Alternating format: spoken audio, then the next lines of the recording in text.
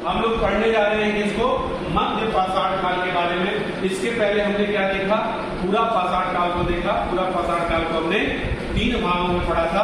कौन कौन सा? आपका निम्न पूर्व पूरा पाषाण काल, मध्य पूर्व पूरा पाषाण काल और उच्च पूर्व पूरा पाषाण काल पढ़ा था।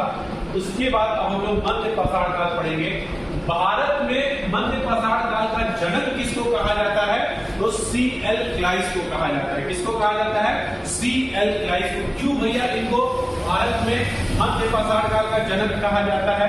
क्योंकि इन्होंने सबसे पहली बार मध्य पाषाण काल का जो औजार प्राप्त किया है, इन्होंने ही प्राप्त किया है। कहां से प्राप्त किया है? विंध्य क्षेत्र से किया है। विंध्य क्षेत्र कहां है? आपके मध्य प्रदेश में है।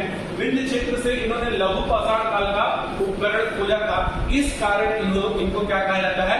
मध्य पाषाण काल का भारत में जनक कहा जाता है। ठीक है, चूंकि हम बोल रहे हैं इसको लघु पाषाण काल, या इसको हम लोग लघु क्यों बोला गया है? क्योंकि इस समय औजार की जो आकृति होती थी लगभग 5 सेंटीमीटर से 1 सेंटीमीटर तक छोटी होती थी। कहां से कहां तक? 5 सेंटीमीटर तक, मतलब बहुत छोटा।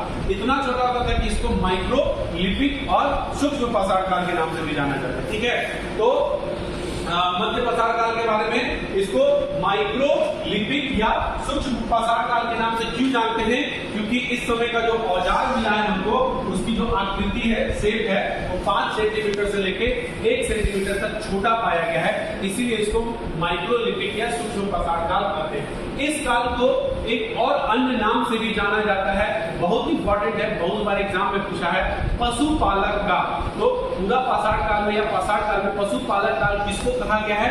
मध्य पाषाण काल को कहा गया है। इस काल को पशुपालक और आखेटक, आखेटक का मतलब फिर से बता दें, शिकारी होता है। तो पशुपालक और आखेटक काल के नाम से भी जाना जाता है। हम बात कर रहे हैं पशुपालन, यानी कि पशुपालन किया गया और पशुपालन किया गया है तो कहीं ना कहीं पशुपालन का सबसे पहली बार साक्ष्य मिला होगा। तो वो पशुपालन का जो सबसे पहली बार साक्ष्य मिला है होशंगाबाद जिला में मिला है। होशंगाबाद जिला में कहां पे? तो आदमगढ़ में। कहां पे?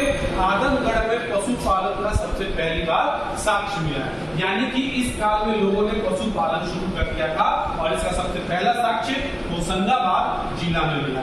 हम बात कर रहे हैं मध्य पाषाण काल के बारे में। तो मध्य पाषाण काल का सबसे बड़ा स्थल कहां से मिला है? तो मध्य पाषाण काल का सबसे बड़ा जो स्थल है ये राजस्थान में भीलवाड़ा जिला है। भीलवाड़ा जिला में कोठारी नदी है और कोठारी नदी के तट पर स्थित है बागोर। यहाँ से मध्य पाषाण काल का सबसे बड़ा मध्य पाषाणिक स्थल मिला है। ठीक है, अगर हम बात कर रहे हैं मध्य पाषाण काल के बारे में, इसके बारे में क्या विशेषता है? तो धनुष बाण का प्रयोग किया गया था सबसे पहली बार कब? मध्य पाषाण काल में। इसके बाद लकड़ी का डोंगी, डोंगी मतलब नाव होता है, तो लकड़ी का नाव सबसे सर्वप्रथम किस काल में उपयोग किया गया है? आपके मध्य पाषाण काल में लकड़ी का नाव भी उपयोग किया गया है। मध्य पाषाण काल में सबसे पहली बार अंतिम संस्कार की प्रथा शुरू की गई थी। यानी कि भारत में मानव अस्थि पंजर कब से मिलना शुरू हो जाएगा? मध्य पाषाण काल से मिलना शुरू हो जाएगा। अंतिम संस्कार होगा तभी तो अस्थि पंजर मिलेगा, हमको कंकाल होगा, दफनाया हुआ मिलेगा। तो अंतिम संस्कार की प्रथा भारत में मध्य पाषाण काल से शुरू किया गया था। अगर हम बात कर रहे हैं मध्य पाषाण काल के बारे में, मध्य पाषाण काल के बारे में कि भारत में सबसे बड़ा मध्य पाषाणिक फैक्ट्री कहां से पाया गया है? तो भारत में सबसे बड़ा मध्य पाषाणिक फैक्ट्री जो पाया गया है, ये भारत का ही पूरे दक्षिण एशिया का सबसे बड़ा माइक्रोलिथिक फैक्ट्री है, जो कि आंध्र प्रदेश में ज्वालापुरम माइन से पाया गया है। ये पूरे मध्य पाषाण काल का सबसे बड़ा माइक्रोलिथिक या माइक्रोलिपिक फैक्ट्री है, जो कि कहां पे पाया गया? आपके आंध्र प्रदेश में पाया गया। आंध्र प्रदेश में कहां पे? ज्वालापुरम माइन में पाया गया। मध्य पाषाण काल में जलाश्रय का भी साक्ष्य मिला है। जलाश्रय मतलब जल का आश्रय, जहाँ पे नदी तालाब हो।